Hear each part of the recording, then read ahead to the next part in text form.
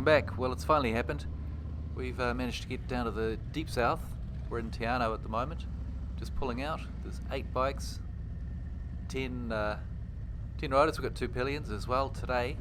We're heading up to Milford Sound, and although we weren't really aware of it, or not all of us, let's put it that way, we were heading into some snow, and it turned out to be a most spectacular time.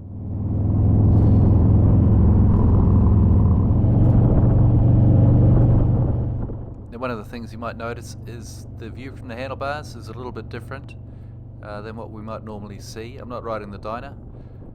As you can tell, it's in fact a road glide special that I've rented from Bularangi Motorbike Rentals in Christchurch, and including a little shakedown cruise up to Cheviot and back before we left Christchurch. We're now about 900 k's into riding on this bike to get to Te Anau, and feeling pretty good about taking up over the hill, through the Homer Tunnel and down to Milford Sound.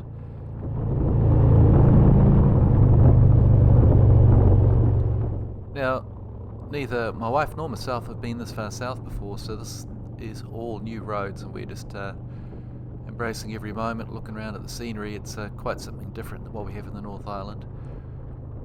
We're doing this ride in a couple of stages, as it turns out. Rex is going to lead us through to a place called Knobs Flat, a rest area, which is about halfway between Te Anau and Milford Sound. We'll get off the bikes and have a bit of a freshen up, bit of a stretch the legs. It's not very far, it's only about 60k, but there is going to be some challenging riding ahead. How challenging we didn't quite know until we came to it, but you'll see soon enough.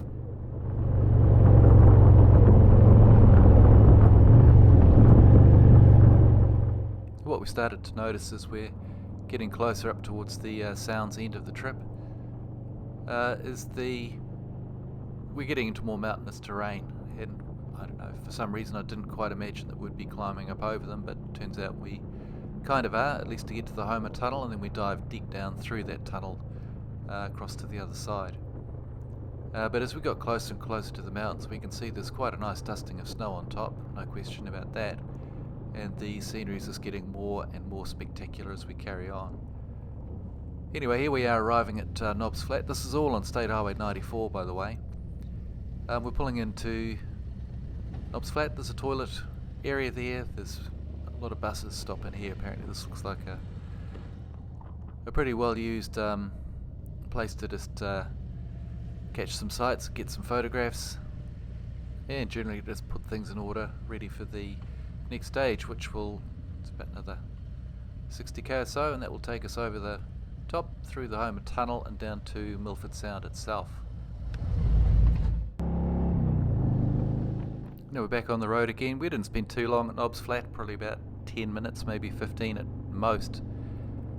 We left Te Anau at 8 o'clock in the morning, and we've got an 11 o'clock ride out into the Sounds, or boat ride I should say, out into the Sounds on Real New Zealand. So we want to make sure we get there in plenty of time, and in the end I think it took about 2 hours to get there, including our stop at the rest area back there. So yeah, we arrived in plenty of time. Anyway, as you can see, we're now heading up into the hills. Got some elevation going on, and as we climbed up we could certainly tell that it was getting a little bit colder. Certainly the rain was starting to come in a little bit, making some misty effects. Roads are a bit slippery, so we were just keeping an eye out on that at all times. You can see the blue light on the dash, on the speedo there. That's actually a traction control which the bike has got, so I had that switched on just to help out. Didn't realise just quite how useful that would be later on up the mountain when we got into the snow.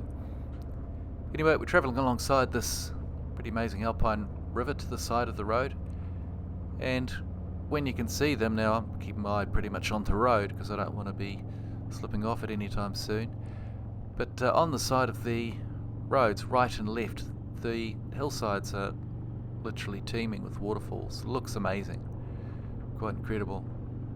It's just like another world down here, and so enjoyable to ride through.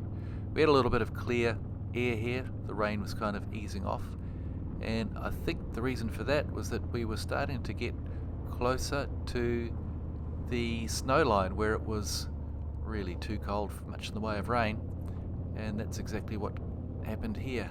This road, our timing was pretty good because it turns out this road was in fact closed the next day for a period of time during the day on account of snow. So as far as timing goes, it was pretty good, although some of our riding buddies would beg to differ because not all of us went out on the cruise in the Sounds, and a hardy group of 3 bikes, 4 persons, left, waved us off at the ferry, see you later, headed back, and they ran into some heavy snow on the way out, which gave them a few interesting experiences.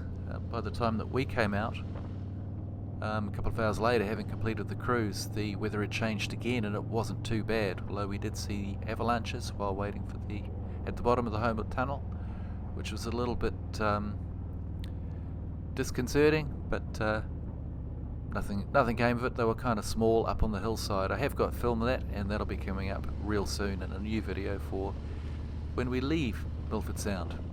Anyway, this is when it gets real spectacular. We just passed Monkey Creek, and at this point we realise, man, we're at the thick of it now. There's no turning back. We are committed, and it looks like it's going to be a ride to remember, and it surely was.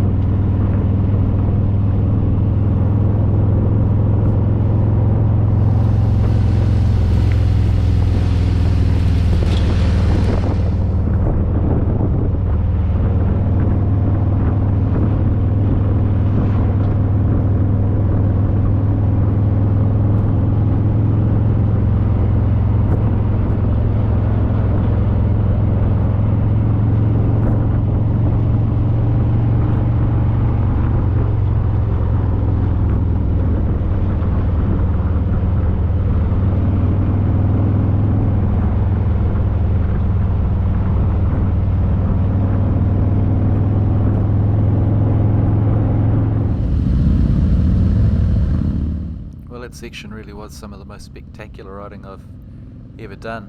What a joy. Anyway, we've just arrived at the Homer Tunnel. We've been waiting in the traffic light here for it to turn green. It's a 1 lane at a time tunnel, and it's now our turn, so we set off very gingerly, very carefully, heading off down the tunnel. And there's a lot of gravel or grit on the road for the snow, and at this point I'm just switching the camera view to, my wife is recording on her iPhone on the back, and because she has much better ability to look around, I've got a chin mounted GoPro, get a much better appreciation of how this whole operation looked going in, and actually going into the tunnel as well. The iPhone did a much better job of picking up the view than my GoPro, which was compromised a little bit, I guess, by the screen in front. There was a bit of glare, bit of whatnot. Anyway, we've got a nice view coming in, so this is us heading down into the Homer Tunnel.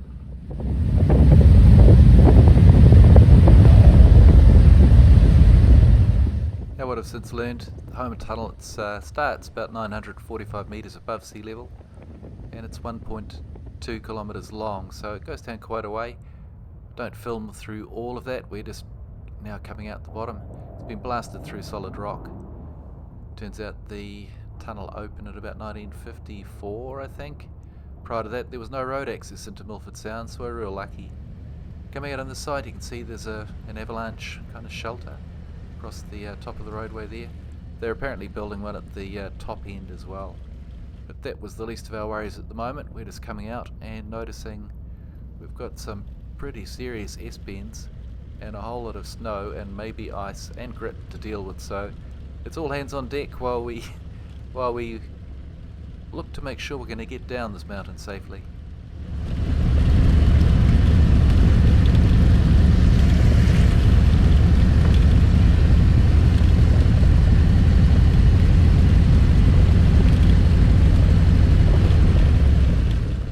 As we got through the first of these sections, I was delighted to find that the Road Glide, which is built on the touring platform, Harley-Davidson touring platform, it's a really stable bike and solid as a rock coming through these kind of precarious areas. You can see the snow falling off the trees to the side there.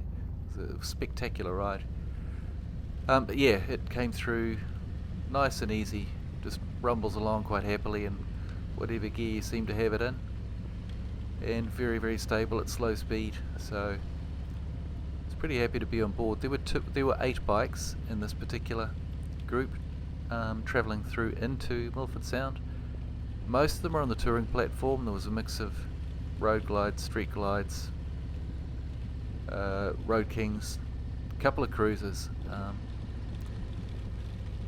a sport glide and a street bob. Everybody got through without issue, but not without having a few moments of kind of, well, what on earth are we doing? But comes a point, it's too late to turn back. You just got to press on, and that's what we did. And afterwards, I think we all of us would say, yeah, this was an experience to chisel in stone and remember for a very long time to come.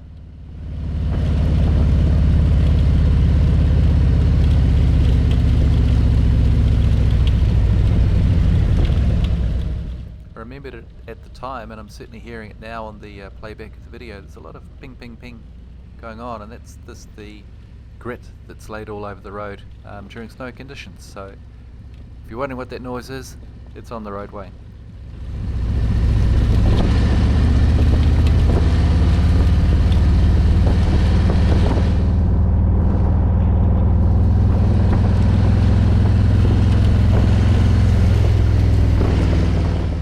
Now, we are kind of winding our way down through a valley as we come out of the tunnel, and I've since read that it's a place called the Cleddau Valley, and it really is breathtaking, even more so in these conditions. It just looked otherworldly. Didn't seem to be riding for too long before we got below the Snowline, and once again it's kind of spectacular as you get lower as well, but this snow-covered Alpine region was really something special. I'm so happy to been able to have this experience when we came through the Homer Tunnel.